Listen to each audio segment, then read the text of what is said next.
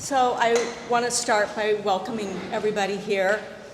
I have to say it's a little overwhelming to look out and see so many friends and all the people who've gathered today to celebrate John's life. I also at this point want to acknowledge people who were not able to join us in person, who are watching from home, family and friends, and let you all know how much your love and support has helped me and the kids this year. I know that I'm not the only person who lost somebody during COVID, and having to wait so long to gather together to honor the people that we love and lost has made it even harder. So I'm so happy that we finally have gotten to this day. The people that I've asked to speak today represent different aspects of John's life. I hope that as you hear their stories that we'll feel his presence. That will be aided by the fact that we have this wonderful portrait. This was painted by Lisa Over, and it was commissioned by the St. Louis County Bar Association and the Family Law Bench. And so I'm very, very grateful that they let me use it and display it today. I've asked my friend Mike Costello, there he is, to act as MC so he can help us to introduce the people that are speaking. And my kids and I look forward to seeing everybody and visiting after the service. So I will turn it over to Mike. Thank you, Cindy, for asking me to serve in this role. It's quite an honor. All of us have long connections with John, and all of us have interesting stories to tell about John. But before we start with the stories about John, I would like to acknowledge Cindy and the wives. As I came to law school, John was a year ahead of me, and we weren't close during those years, but our wives actually worked together, and they put us together. And the combination of children, schools, neighborhoods grew into a 30-plus year bond of deep friendship. And I think as I talk to many of the people who are going to speak today, it's actually their spouses that did as much to bring us together, but more importantly, to keep us together. And so I'd like to acknowledge the role of the spouses in helping us be better friends. And for me, probably the most telling story of how John and I were so much alike is both of us were nincompoops when it comes to household things. And so one night, Cindy had our family over for dinner, and John asked me to help him wire a doorbell. Now, theoretically, this is a pretty simple task. You put John and I together and we blew out the switches and turned off Cindy's oven for dinner. So our wives learned not to let either one of us touch any of the home maintenance projects, and we were better off for it. So with that, I would like to invite Tim Govers from California. Tim and Joe have actually known Jay for much longer than we have known John. So please come and talk.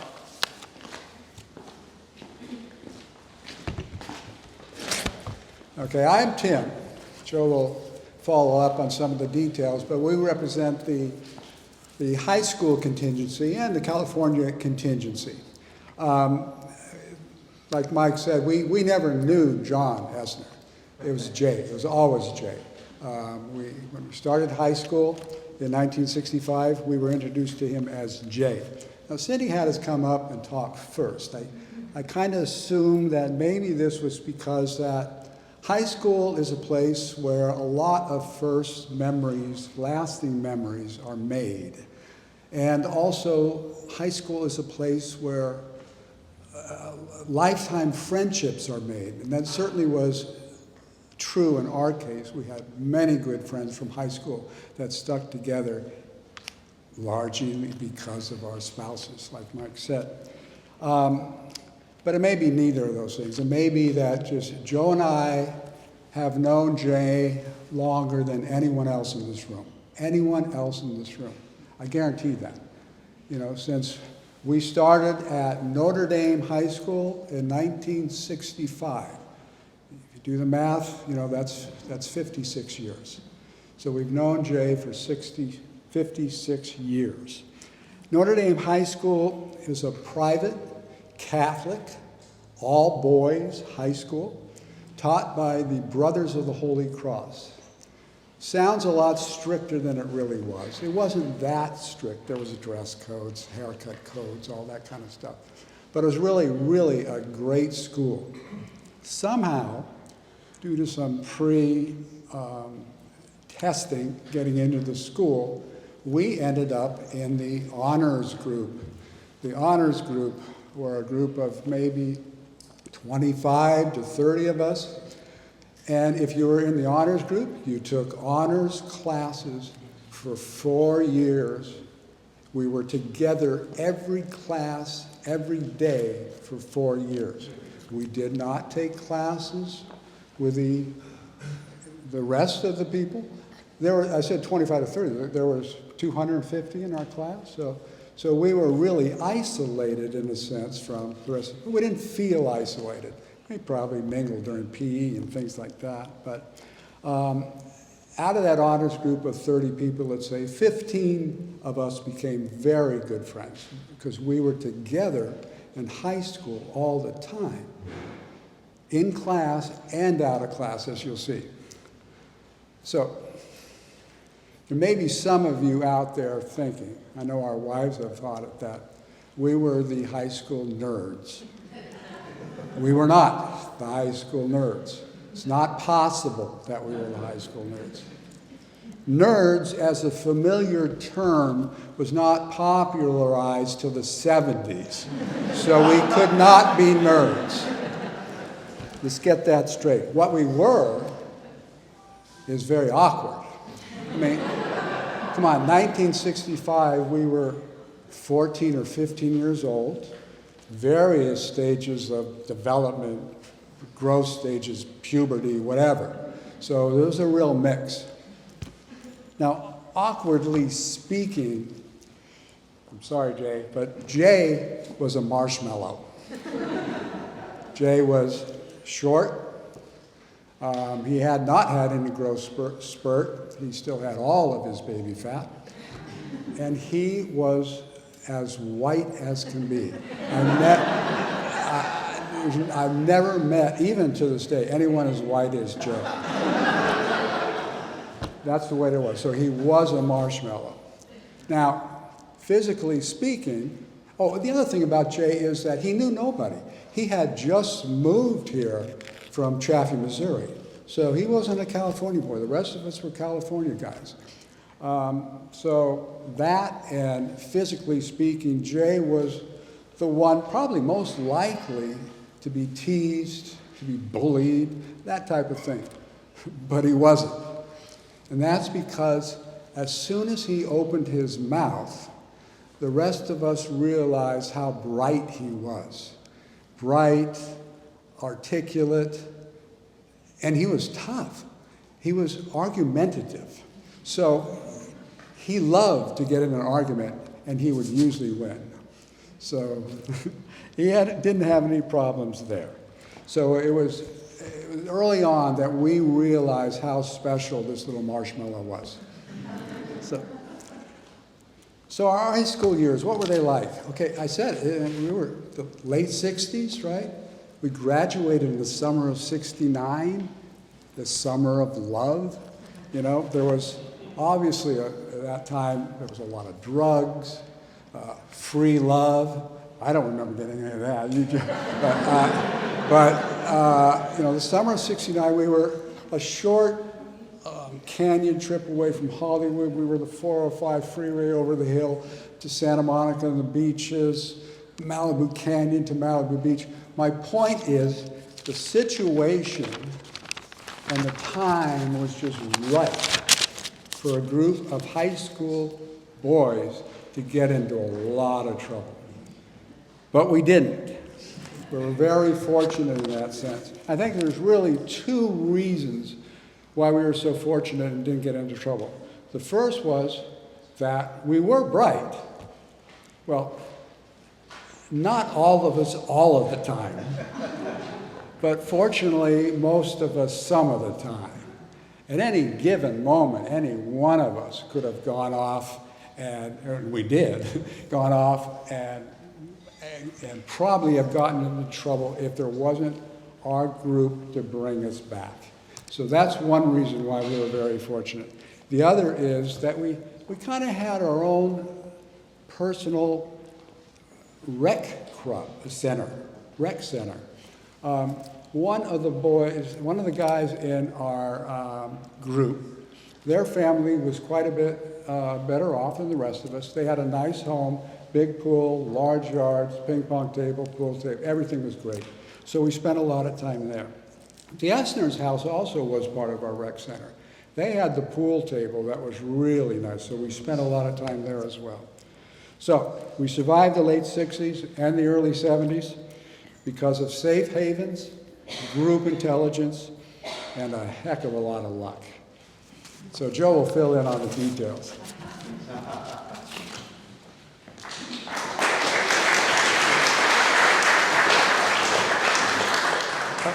That's a tough act to follow. I like to refer to that group that we were our freshman class at Notre Dame as our knuckleheads. And you really have to appreciate that what it meant was, and I won't go on at length, but we were together 6 or 7 hours, 5 days a week, and after school and before school and on the weekends, and most of the summers. And you really get to know somebody with all that time spent. And it's a tough time when you're growing up, and everybody admits but to themselves but doesn't want to admit to others the insecurities and the fears that they're espousing. And it was an opportunity to sort of see that we in the class were all experiencing the same thing. That's a very powerful response. And it was also that we were accepted, and that's even more powerful. And it was a very special opportunity that after time had passed, that we actually did form a kind of a brotherhood that lasted for 50-odd years. And that's enormously powerful and really formative as to who we became. And we could look to each other for guidance, and that's really important when you're young men trying to figure out what you're going to do in life. Now, I know you'd probably like to hear, as Tim was mentioning, some accounts of riotous behavior in high school, but I will agree that for the most part, we were good kids. Immature and totally unsophisticated and really didn't know anything. And what I recall is experiencing life at Notre Dame after school, where we discovered beer. And I recall it was beer and poker, it was beer and playing pool, it was beer and girls, although it was mostly talking about girls. And I recall that Jay and I, we really did not drink beer and drive, because we had discovered early on that Mike was a really good driver when he drank beer, and so we made Mike drive. And I was going to repeat what Tim said, that John was the whitest person that I ever met.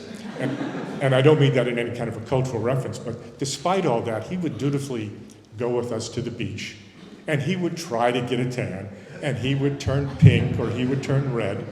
And I remember so distinctly, one Monday he came to school, and he was this really wonderful shade of orange, because he had decided to spray himself with some sort of spray-on tan. And for months after, he was Orange Boy.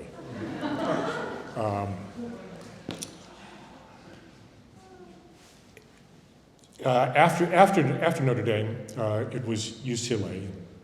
Jay was a roommate of mine my last year in college. And that year, we convinced ourselves that we should go to law school.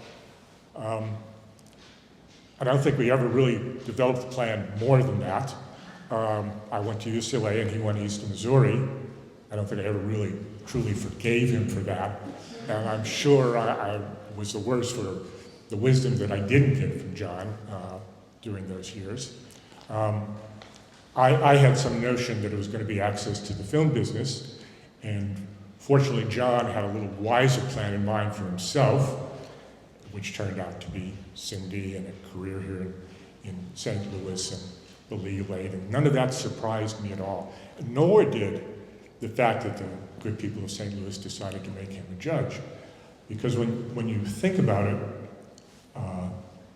John was essentially formed at 15 and was the same person at 55 that he was at 15. Stubborn, yes. Opinionated when asked. Incredibly kind. I don't think I ever heard him say a mean word to anybody. An incredible work ethic.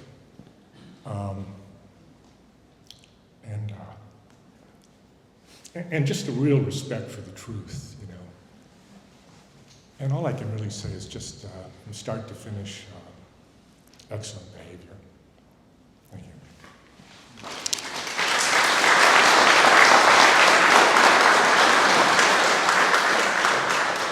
Well, I have to say that time causes a lot of those memories of the things they did that would have caused John not to become a judge have been forgotten, obviously.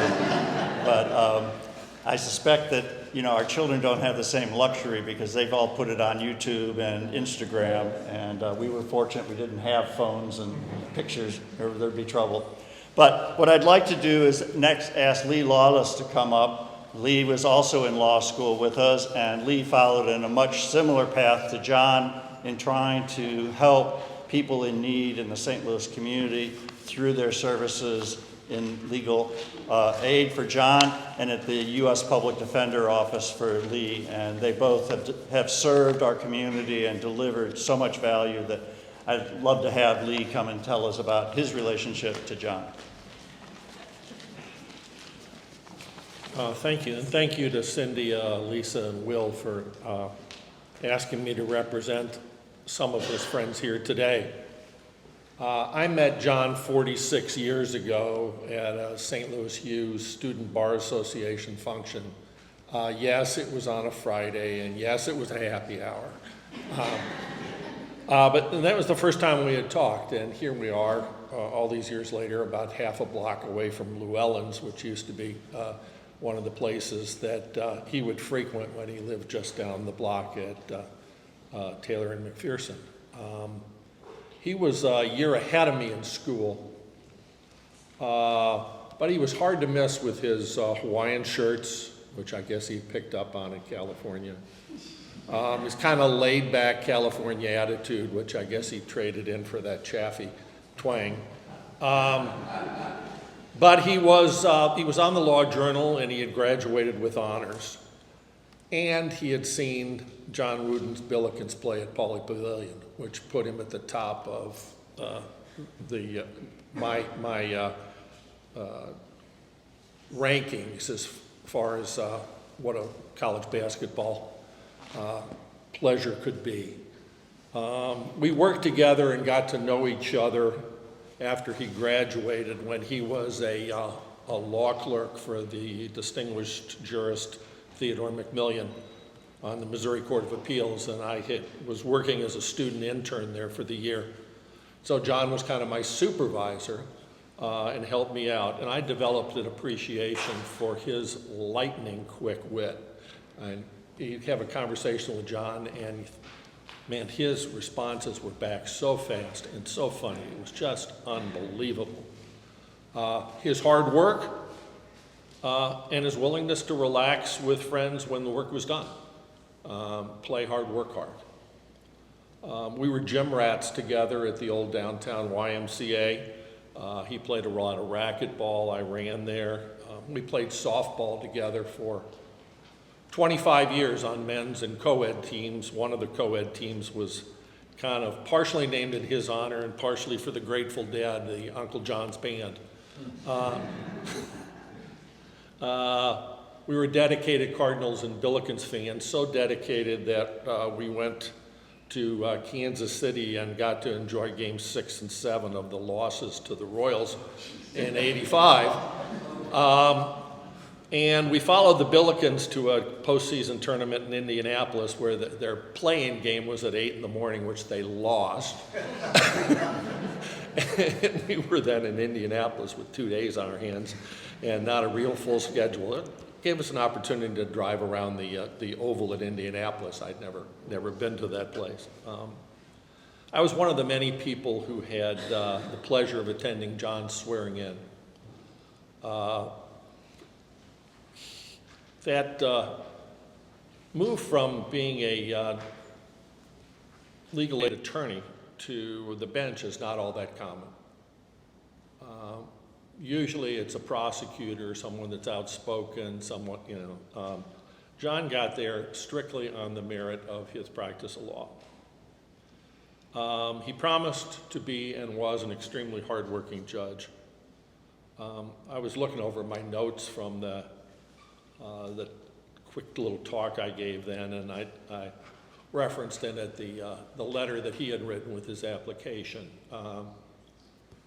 pointing out the importance of that state court in the way that people perceive justice. I mean, Supreme Court's nice, the federal courts are nice, but day to day where the rubber meets the road is in the state courts.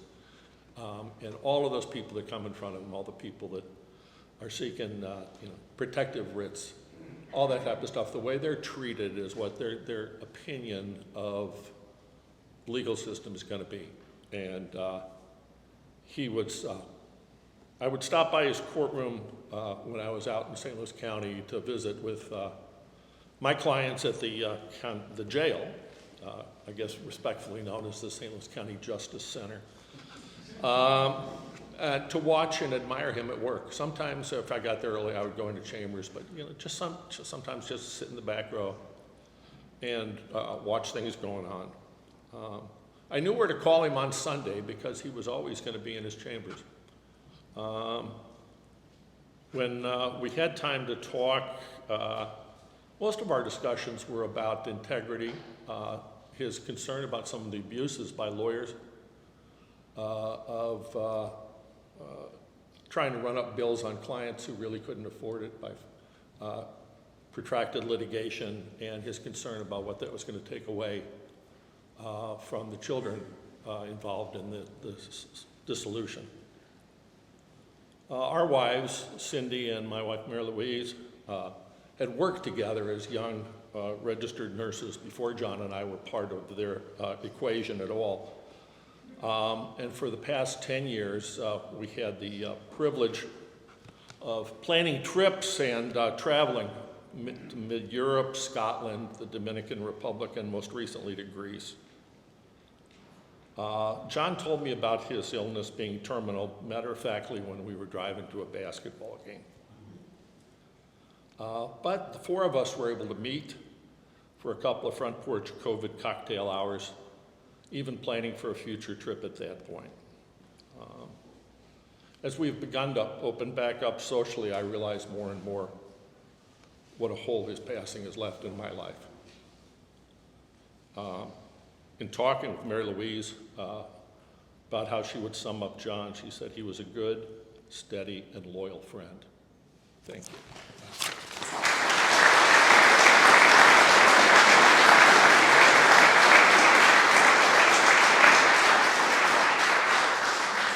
Next, I'd like to ask Dan Glazer come up. Dan is the executive director of the St. Louis Legal Aid Society and was both a mentor, a boss, and a friend, as well as the next door neighbor of John and Cindy and their children for many years.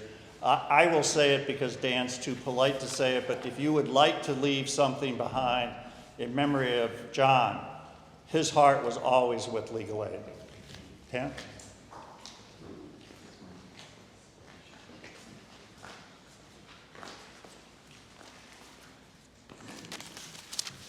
Thank you, Mike. So I am so honored to be with you all to talk about my friend, my work colleague, and my neighbor, John. Cindy, Will, and Lisa, thank you so much for bringing us all together. That means so much to us, so we can reflect our fond memories of this unique, wonderful guy. So my introduction to John was actually as a fellow staffer at Legal Services of Eastern Missouri, where we worked together for almost 20 years. I was primarily a housing attorney during that time, and John was the director of the volunteer lawyer program at Legal Services of Eastern Missouri. So to help you understand the significance of that position that John held, I want to share a little bit of history. So sit back. This will be a 20-minute history lesson. Anyway, all right, sorry. So in 1981, the National Legal Services Corporation initiated volunteer lawyer programs within legal aid agencies across the entire country. The idea that this was going to be... I got it. Sorry. You need it? Okay. No, we're fine. This was another tool. This was another tool, volunteer lawyer program. Sorry, I better move away. Okay. All right. By the way, I would probably be the person most likely to have done that. And my wife is right there, and she will amen that. Anyway, the idea of the volunteer lawyer program was that it was another tool to help legal aid staff attorneys deliver vital legal representation to those in need. And interestingly, the idea for a nationwide volunteer lawyer program, or VLP as it is called, within legal aids actually partially began in St. Louis as the brainchild of St. Louis attorney Bill McAlpin. Some of you here certainly remember Bill. He was a member of the ABA, and he pioneered the creation of this. And Bill was a close friend and colleague of someone who I know even more of you remember, LSCM Legal Services of Eastern Missouri Executive Director at the time, Richard B. Title. Rick. So given all that background, Rick was very invested in creating a VLP program that would be a national model for how such programs should be run. Think about that. For that critical task, he turned to John. John had been a consumer lawyer at Legal Services of Eastern Missouri before that. But he turned to John, and he made him the very first volunteer lawyer program director of a program that really went nationwide. And as he often did, Rick got that decision absolutely right. John was a natural for that job. His vast contacts with the legal community, his penchant for working extremely hard, his keen knowledge of the law, and his deep commitment to the low-income clients we served all contributed to John launching, building, and sustaining a very successful volunteer lawyer program at Legal Services, which indeed served, and I hope still serves, as a national model. But it turned out, though, that John's greatest gift in this position was as a skilled, caring mentor to the many law students and young lawyers who worked in the volunteer lawyer program. Marie Kenyon, I'm not sure if Marie's here, but there she is. Yes, thank you. There's Marie, who is indeed here, remembers fondly the importance of John's tutelage when, as a brand new attorney in the Catholic Legal Assistance Ministry Program, part of VLP, housed at Legal Service, I know that's confusing, but it worked, she benefited from John's mentorship. As Marie told me when we talked, he taught me how to be an attorney. He took me under his wing and gave me the confidence that I could be a good lawyer and make a difference in our clients' lives. Jim Guest, who is our current volunteer lawyer program director at Legal Services, actually interned with John as a SLU law student in our VLP program under John's supervision. So he remembers John sharing with him and his fellow interns the absolute importance of understanding the need of our clients and how strong pro bono legal response needed to be for our clients to succeed and meet their needs. As Jim remembers, he had a really friendly, supportive approach with us, but he was insistent that we find and help and get help for as many clients as possible. As Jim said, his passion truly inspired me as a law student and later as a lawyer to want to help. And how about this? Jim became ultimately, as I said, our volunteer lawyer director. And what he remembers fondly is that almost immediately after getting that job, John reached out to him. Now, he was an associate circuit court judge then. He reached out to him, said, let's go to lunch. And he wanted to offer more support and remind Jim of the importance of pro bono VLP for the effective delivery of legal services.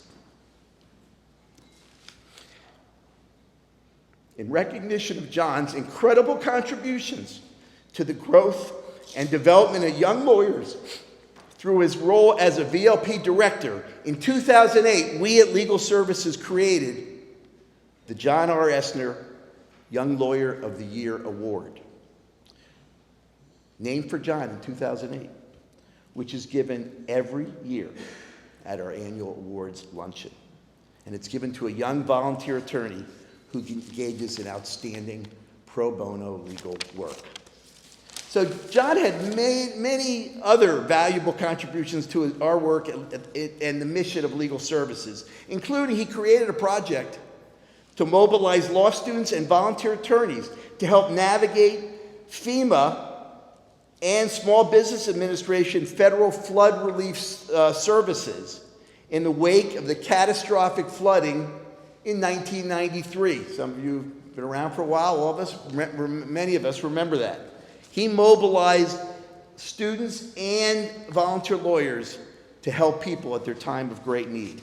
He also led the effort, and maybe many of you don't know this, to find Legal Services of Eastern Missouri's very first building to own as our main headquarters. Rick turned to him and said, you lead this. And he did. And he found a place. And guess what? It's a building we still work and own to this day.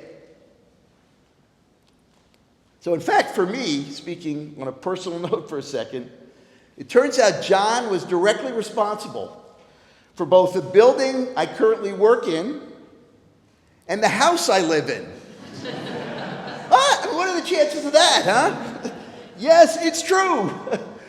So in 1993, we're going back, but I was at the Jackson Park Elementary School playground, which is right up the street from where the Essners lived, and I was with my two kids at the time. They're still my kids. Still my kids. 5-year-old Ethan and 2-year-old Rihanna. When I remembered, John lived right down the street from the playground. So after playground time was over, the kids and I showed up unannounced at John's house on Tulane in U City. He was extremely welcoming to us intruders. He showed us around. He told me that the house next door, which had the same floor plan as the Essner house, Cindy and John's house, was for sale. Nancy and I loved the house, loved the neighborhood, and we bought it and lived next door to Cindy, John, Elisa, and Will until they moved. You moved. Yeah. We shared a lot as neighbors, including unabashed animal lover Cindy talking us into, she's trying to remember this, talking us into taking a rescue cat she found, maybe Lyndall found, I don't know, but this cat, right? And we took that cat in as a pet. We called her Maxie. And then they returned the favor because they got us to accept a guinea pig that they took care of. I'm wrapping up. John was very generous in inviting me on a number of occasions to Cardinal baseball and Billiken basketball games with his vast community of loyal friends, of course, many of whom are here today. So as I wrap up and reflecting on John in preparation for speaking today, I am struck by how adept he was at creating community. In friendships, in family, in the cadre of law students and young lawyers he mentored, in the network of lawyers who made up his volunteer lawyer panels, and of those of us who worked and admired him. I consider myself very fortunate to have been part of John's multi-layered community. And I know I join with so many of you and so many others in John's community when I say, I miss you, John, and I'll never forget you. Thank you.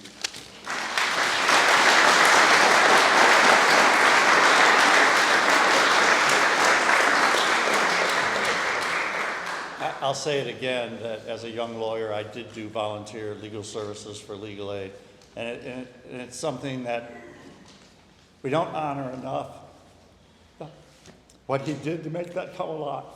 And that so many people have been helped because of John, and directly, and afterwards as a judge. He not only went to the office all the time, spent all that time there, but he cared about the people who were in front of him and pondered long, hard hours about how to do the right thing.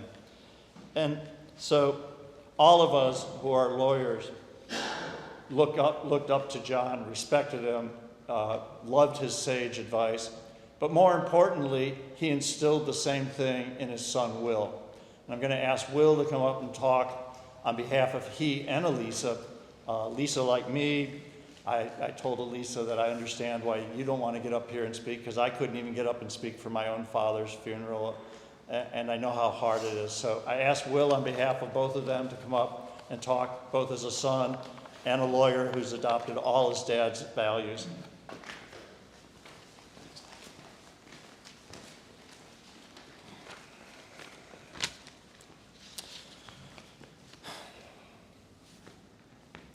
So my dad meant the world to me and Elisa, and as we've grown older and hopefully a little bit wiser, we've come to realize just how fortunate we were to grow up with such loving, dedicated, incredible parents. So first, to my amazing mom, whose strength and steadfast love is an inspiration to us each and every day. Let me just say thank you, and I love you so much, more than I could ever express. So I love you, Mom.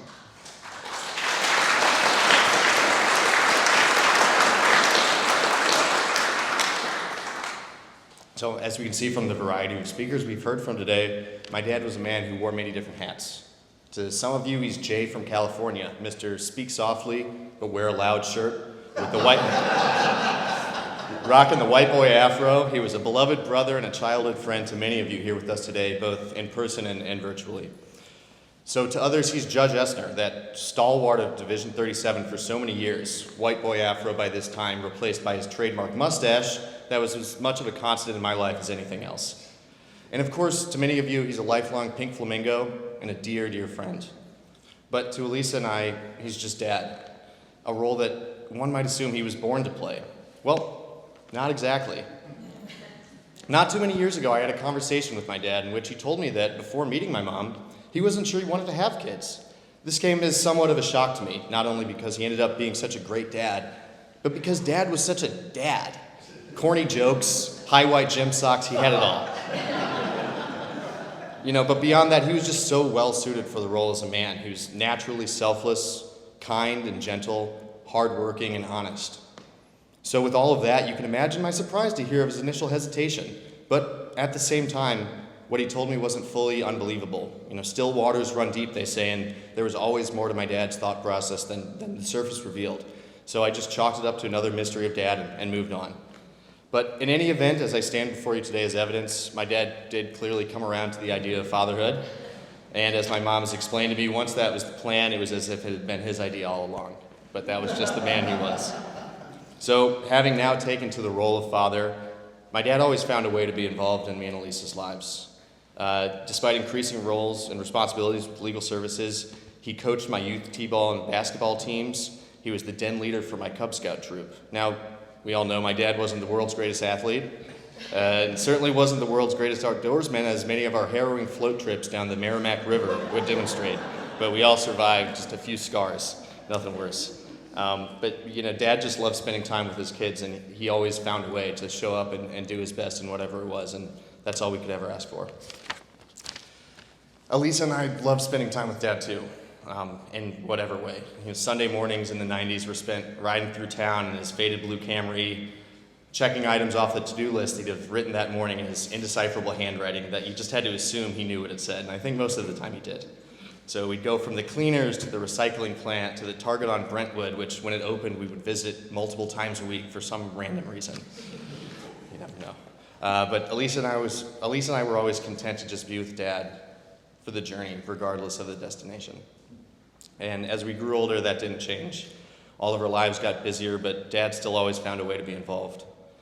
He was our go-to mentor. He was our career counselor. He was the first we'd celebrate victories with and the first to pick us up after the defeats. And most importantly of all, as Elisa and I became adults, Dad became a true friend.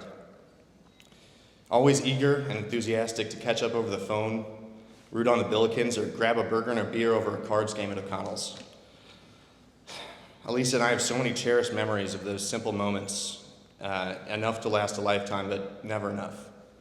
But how lucky we are to have those recollections of overwhelming love and happiness to look back on and hold in our hearts. So with this lifetime of memories with the man and the relationship we had with him taking on so many different roles over the years, Elisa and I could fill a book with the lessons he taught us.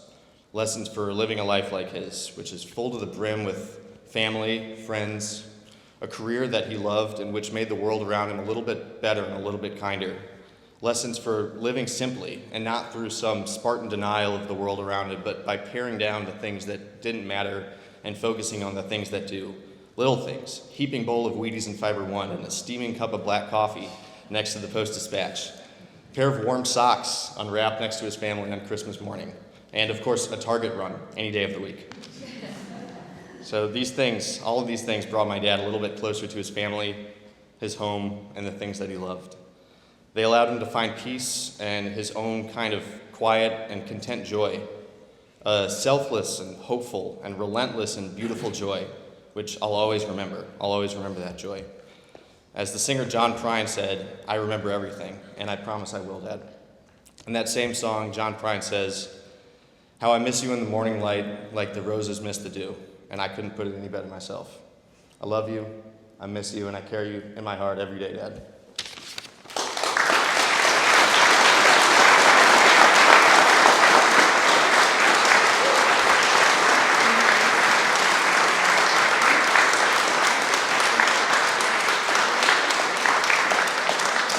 As I mentioned, John and I were not very handy. Fortunately, John had a brother-in-law who was, and I'll invite Kurt up here to talk about his knowledge of John. Hello, everybody. This is not easy.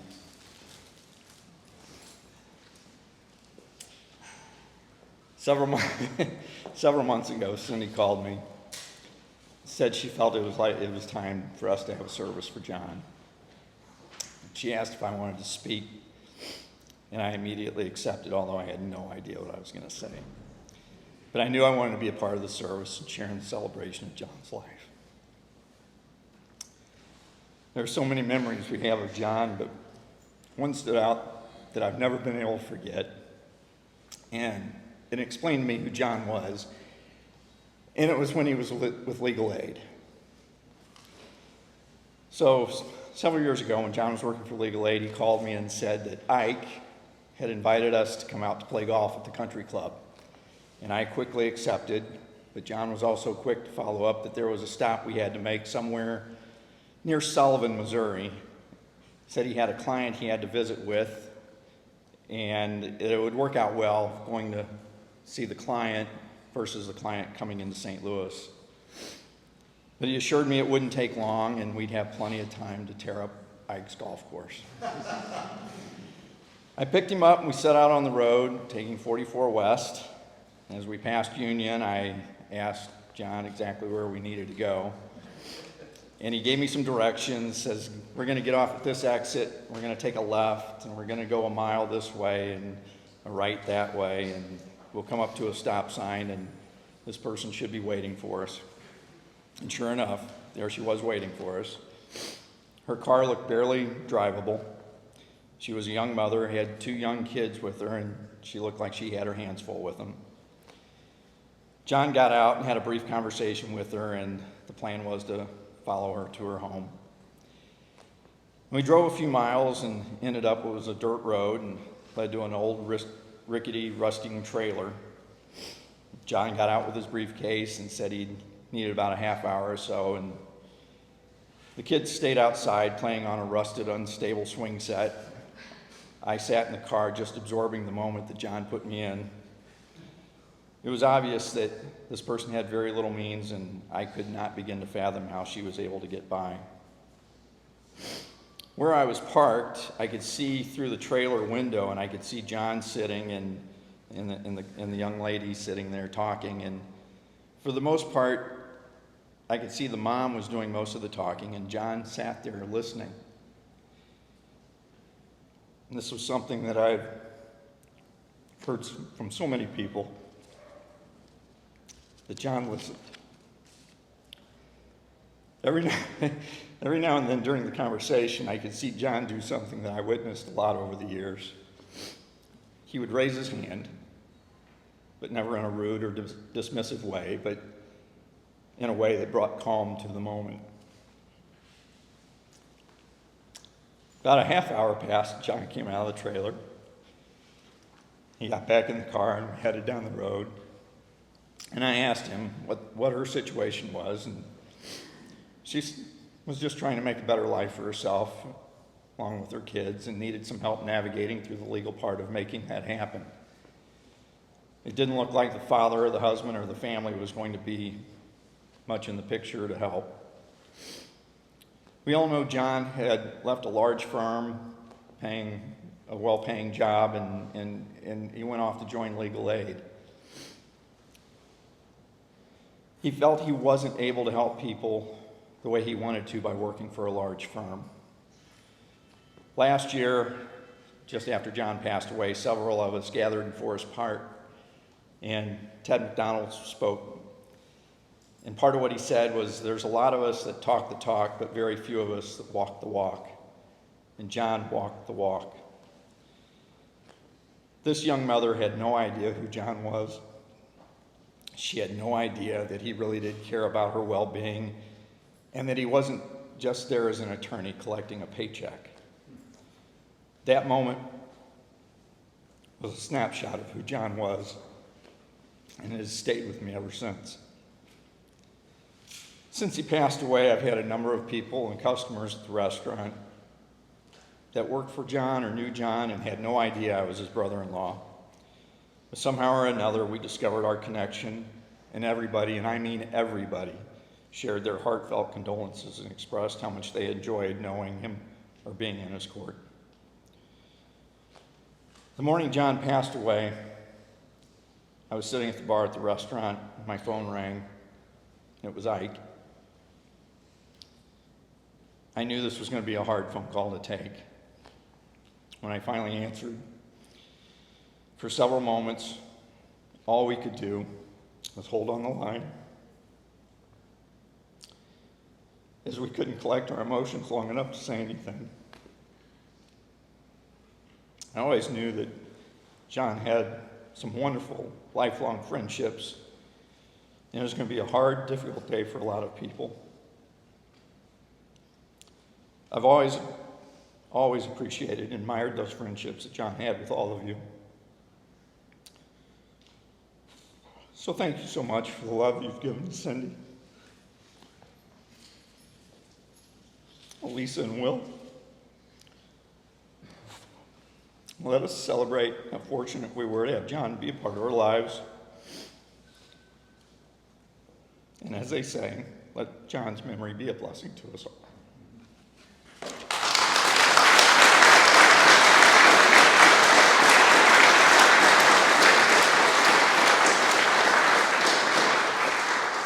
So before all of us cry, we'd like to take you back to a moment of happiness in their lives at their wedding song.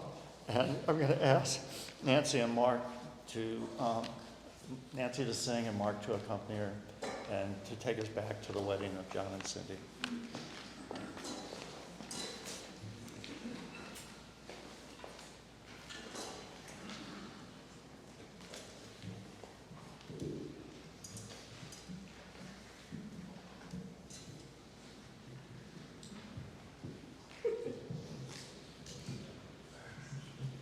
met John opening day 1979 of the Cardinals. I was at Park Place waiting for friends. He and Jack Sisk walked in. I was sitting at the bar, and the rest is history. Cindy, thank you so much for letting me, Mark, and me be a part of this very special day with so many friends who love him so much, and you all.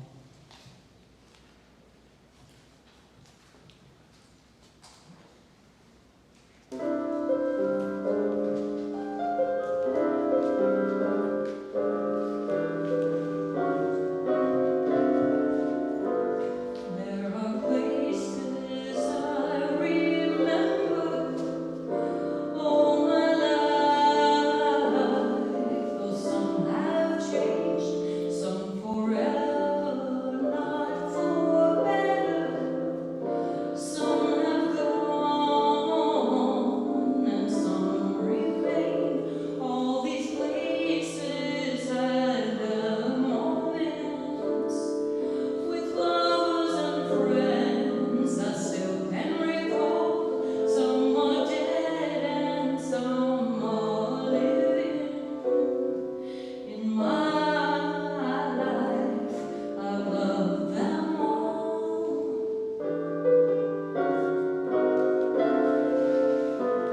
But of all these friends and lovers, there is no one compares with you, and these memories lose their meaning when I think of love as something new. Though I know I'll never lose affection for people and things that went before. I know I'll often stop and think about them.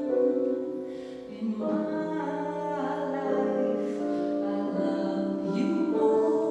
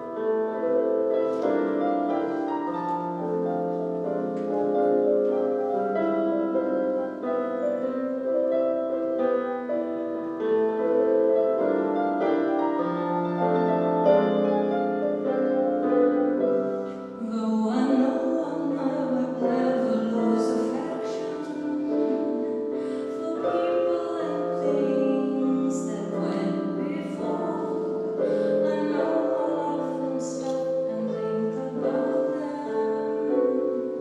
In my life, I love you more.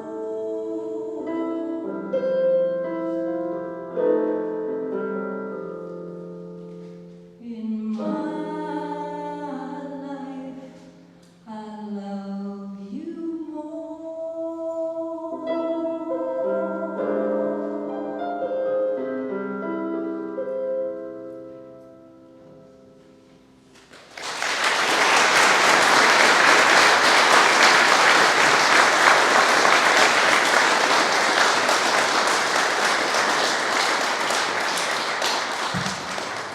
Thank you, Nancy. Thank you, Mark.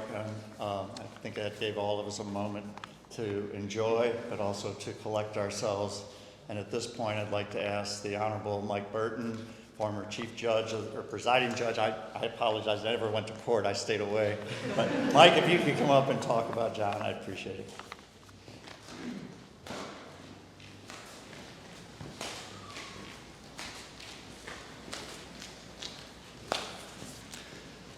I'm still trying to wrap my head around the concept of Jay the orange marshmallow.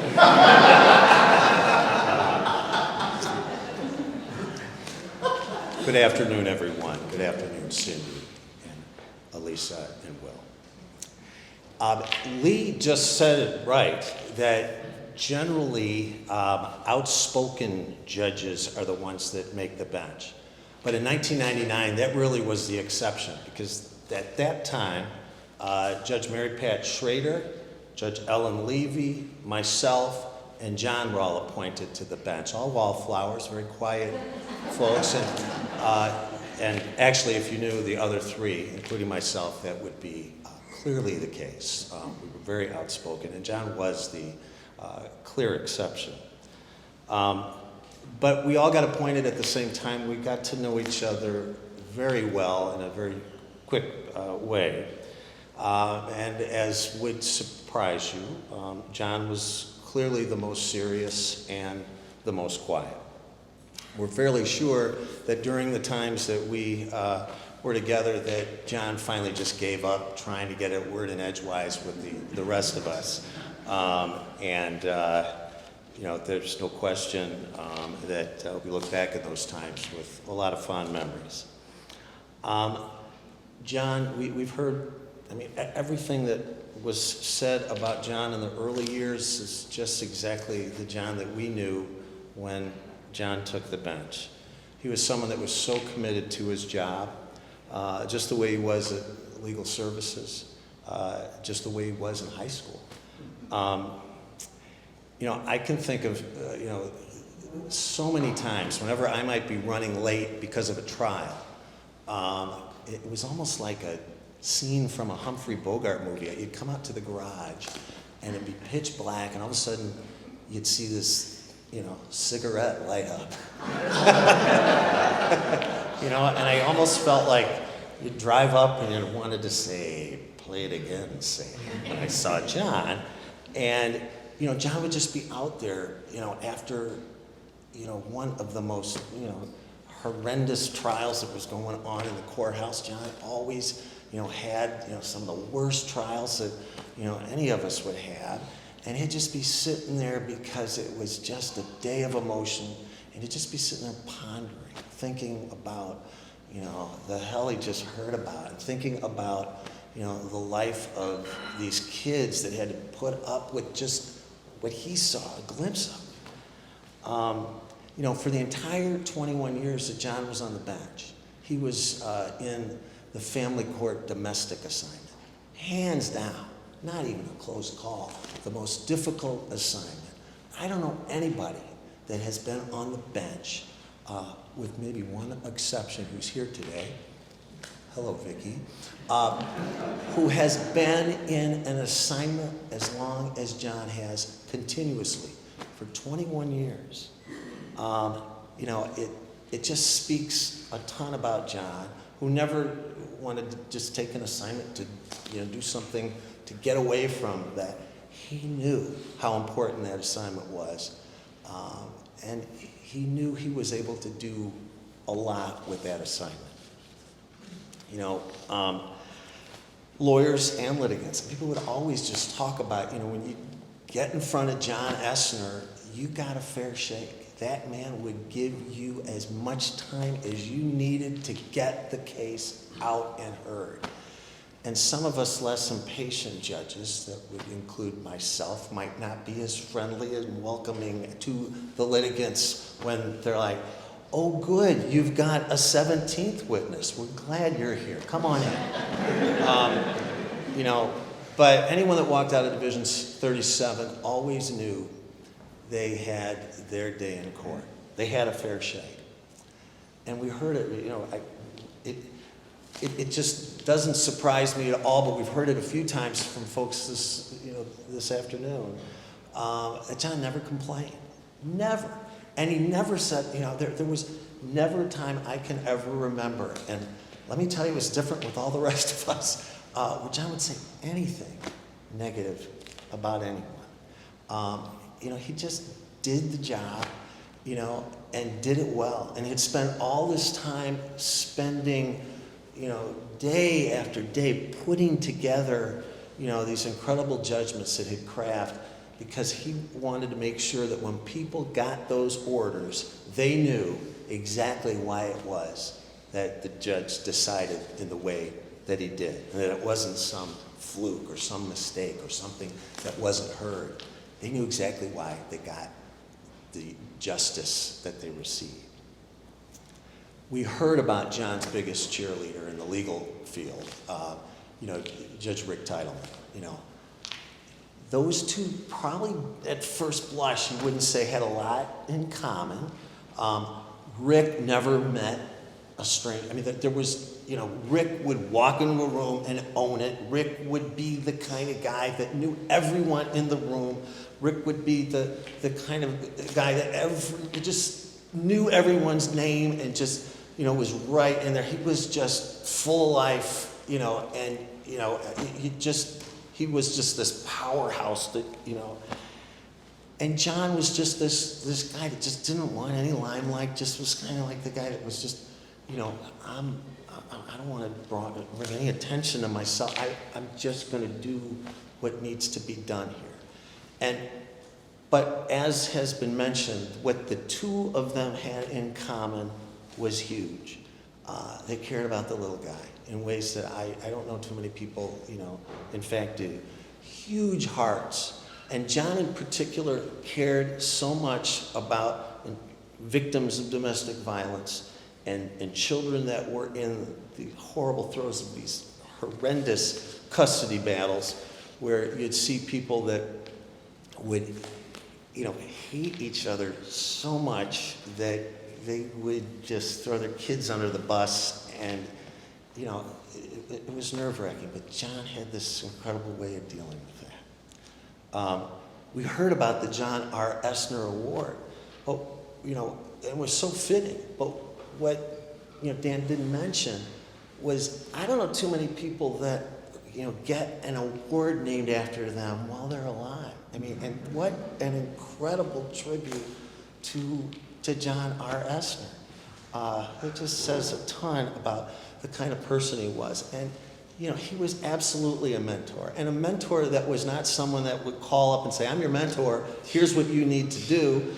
A mentor that would just as Kurt mentioned, he'd walk the walk. He was the guy that would do exactly what we all want, people in the legal profession to do. Model incredible zealous advocacy, model incredible compassion. And that's what you had, in John Essner.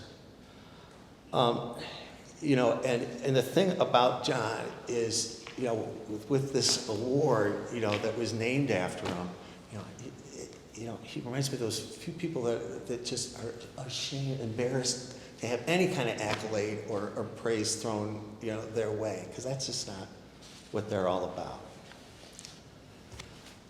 John's death, I'm going to say Jay's death. I wish I knew that when he was around. It came so soon. And, it left such a void at the courthouse, a huge void. But we think about the incredible effect, the impact that he's had on thousands of people whose lives he touched, over his remarkable career. That soft-spoken guy had a very gentle but a very bold impact on this very fortunate community. Right before the last days of John's being at the courthouse, he and I had a long conversation. And, he knew he didn't have that much longer to live. And in typical John fashion, he didn't want to talk about, himself. But his big concern, and it's just the way John was he didn't want to be a burden on any of us. And here he is, with this incredible, illness that, and he's worried about, someone having to take some case that, he wasn't able to complete, and you try to tell him everything about, please don't worry about that. And, and despite all of his incredible struggles, here's a guy that amazingly was able to, make sure that he had no pending cases under submission. That's a huge deal, you know, in the family court. You know, that's a feat for anybody, but it's a miracle given the circumstances that John was in. John's very private, as we know, and, you know, but what I did know and what I would hear in those, you know, those times where we were able to have, you know, in-depth conversations was just how much he worshiped Cindy, how much he regularly bragged about Elisa and Will. And he just never forgot about the marginalized. He didn't talk about it much. And I just laugh when Kurt said, and I have it right here in, you know, my last words, was that guy just walked the walk. And that says a lot about John Essner. I miss you, John.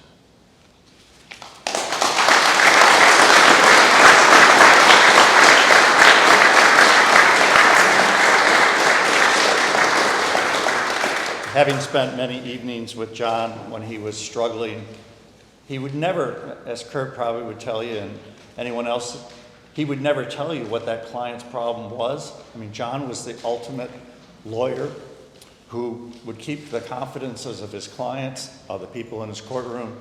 And I would like to ask the presiding judge, the Honorable Marriott, to come up and talk about John.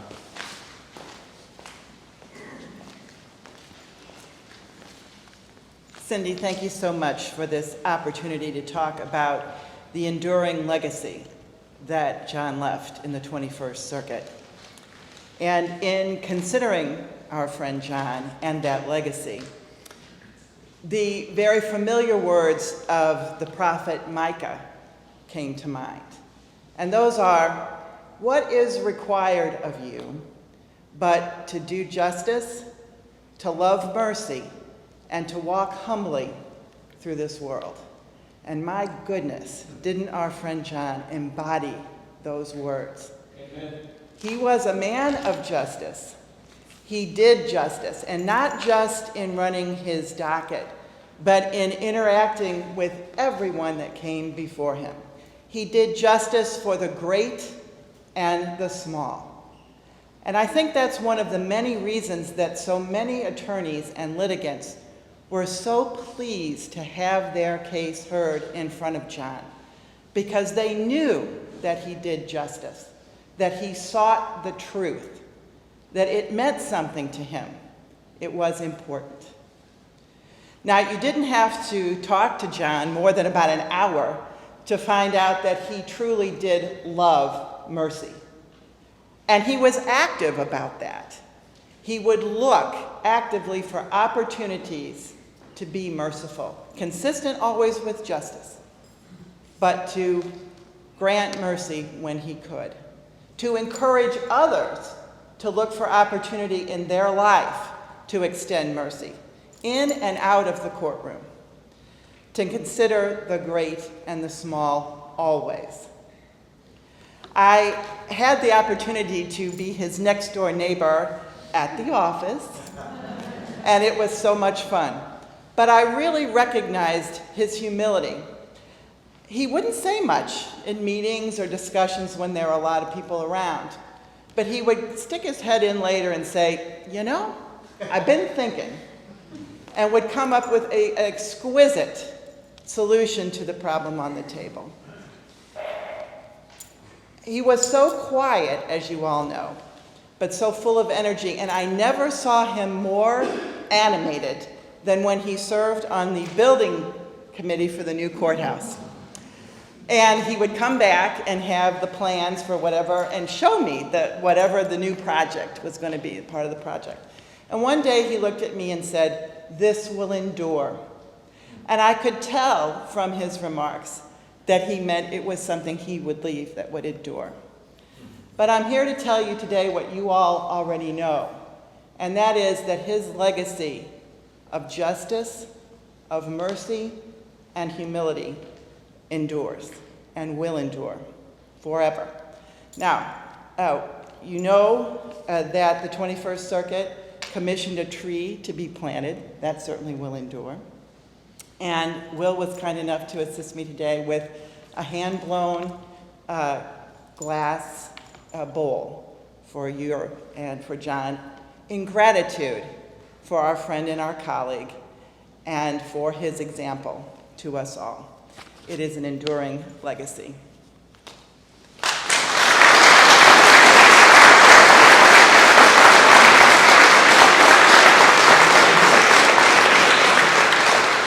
Now, I hate to do this because we've had such stirring moments about John's career, about his service, but he did touch people and touched people in different ways. He had a roommate who was also a lawyer, but it wasn't his calling. And John encouraged him to follow his passion. And so we're going to end this formal part of the program. Hope everybody stays for informal cocktails, food, and discussion. But I want to ask John Lewis to come up and to share with us the alternative career that John Essner encouraged him to do as we come out of COVID and resume our lives. John? Thank you.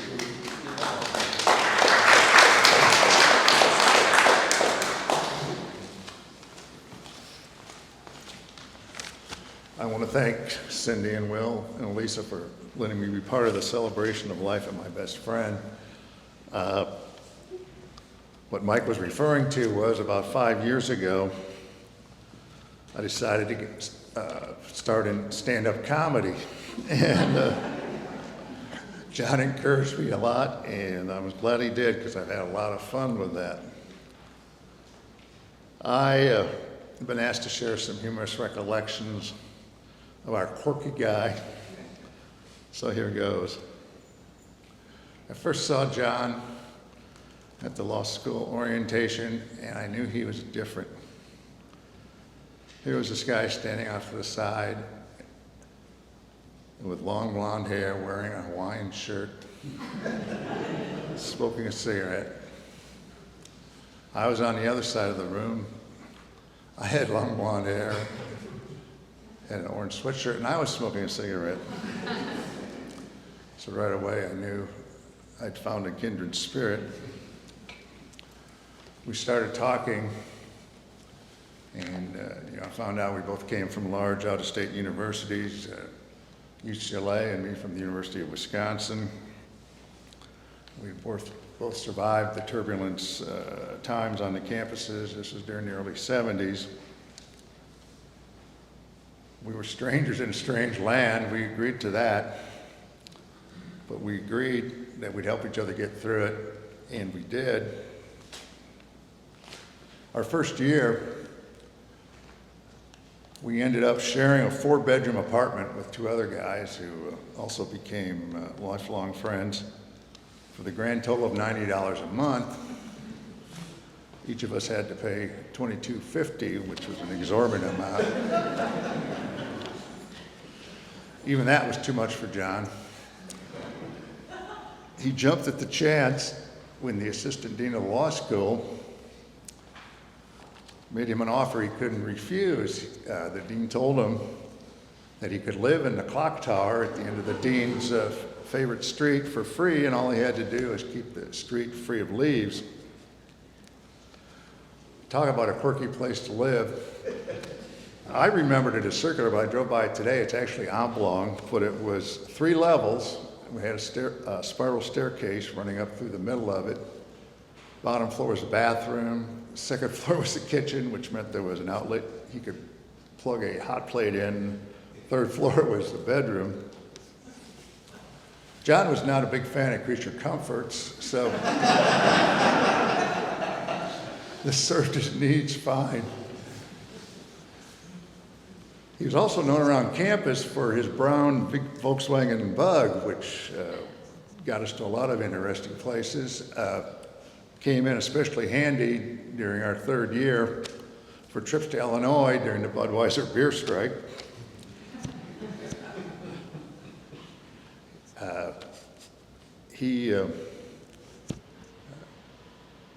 When I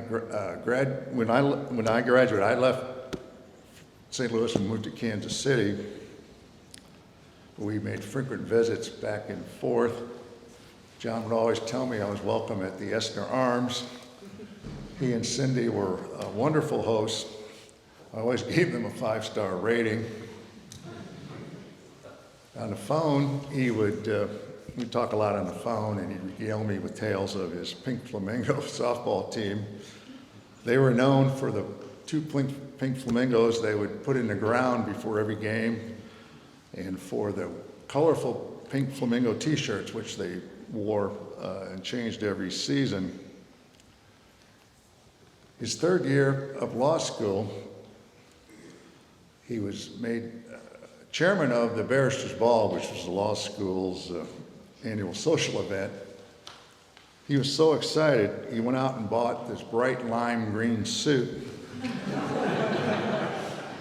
Remember, this was the 70s, and some people would say that you could even see it in the dark.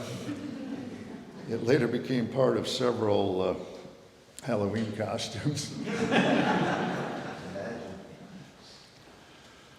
On one of my last visits to St. Louis, I was coming down the stairs with my luggage, and I put a plastic bag on the table. It had my underwear and some other things in it. Don't ask me why. And John was there, and he was getting ready to go to work. So he picked up that bag thinking it was his lunch.